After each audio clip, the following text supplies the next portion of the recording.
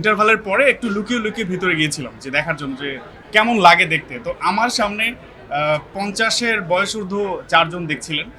তো ওনারা আমাকে চিনতে পেরেছে। চিনতে পেরে বলল যে, "বাবু এটা কি তুমি ছিলা?" হ্যাঁ। এবং বললাম, "হ্যাঁ আঙ্কেল আমি ছিলাম।" বলল, "খুব ভালো হয়েছে। তুমি কি কোনো খারাপ কাজ করছো?" বললাম, "হ্যাঁ সামনে আছে দেখেন মনে হয় ভালো লাগবে।" তো আমি একটু ফানি ওয়েতে বলতে চাই, আমরা অনেক ভিডিও দেখি না যে এক হুজুর আছে না মেসেজ ড্রপ করে। তো আমার মনে হয় যে আমি একটা মেসেজ ড্রপ করতে চাই আমাদের গার্ডিয়ানদের উপর।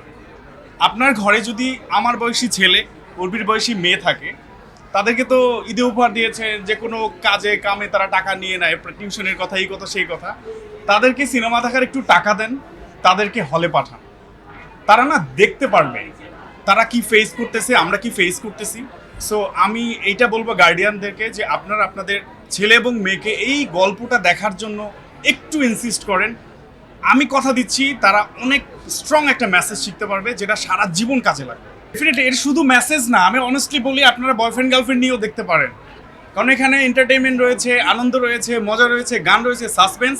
মানে শুধু ফ্যামিলি অডিয়েন্স বলে এক ধরনের আমার ইয়াং এজ ছেলেপেলেদের উপর এক ধরনের অনীহা চলে আসতে পারে যে খালি এত মেসেজ নেওয়ার জন্য হলে কেন যাবো।